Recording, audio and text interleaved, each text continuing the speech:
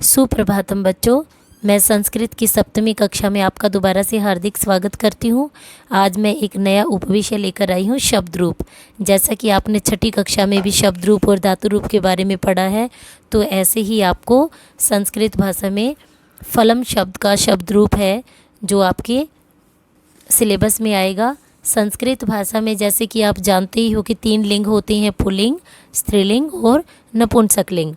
इस प्रकार से ऐसे ही फलम या फल शब्द अकारांत नपुंसकलिंग है, क्योंकि जिसके अंत में अ की ध्वनि आती है वो अकारांत होते हैं।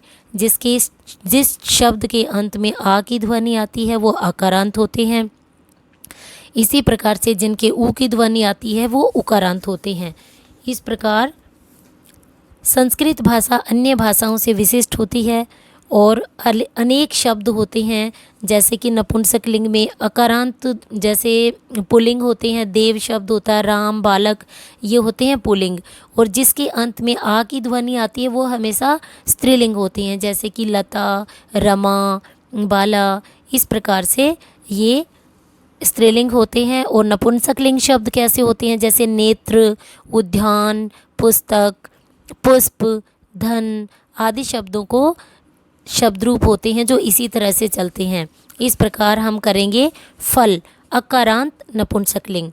ये सब विभक्तियाँ कारक के अनुसार दी जाती हैं, जैसे कि कारक कितने होते हैं, कारक के कैसे चिन्ह होते हैं, जैसे अलग अलग विभक्ति होती है। जैसे कर्ता ने प्रथमा विभक्ति, कर्म को द्वितीय विभक्ति, करण से तृतीय विभक्ति, संप्रदान के लिए चतुर्थी विभक्ति, अपादान से अलग होना पंचमी विभक्ति, संबंध का के की षष्ठी विभक्ति, अधिकरण में पर सप्तमी विभक्ति। 7 विभक्तियाँ होती है और 8वें नंबर पर संबोधन होता है। संबोधन का अर्थ होता है किसी को पुकारना, बुलाना, जैसे कि हे फल, हे फले, हे देव, हे देवे।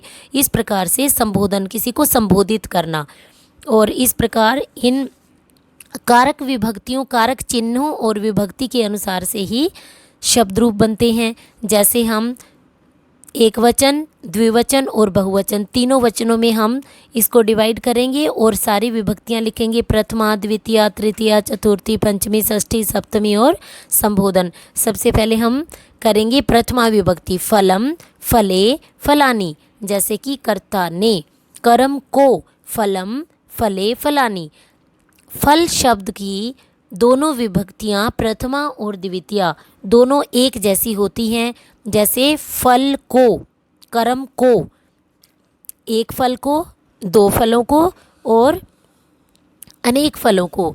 इसी प्रकार से तृतीय विभक्ति करण से या के द्वारा, एक फल से या के द्वारा, फलाभ्याम 2 फलों के द्वारा, फलई अनेक फलों के द्वारा। ये तृतीय विभक्ति के बहुवचन में फलई, ल पे डबल ए की मात्रा आएगी और विसर्ग लगेंगे, फलेन, फलाभ्याम, फलई। उसी प्रकार से चतुर्थी विभक्ति फलाए, फलाभ्याम, फलेभ्य।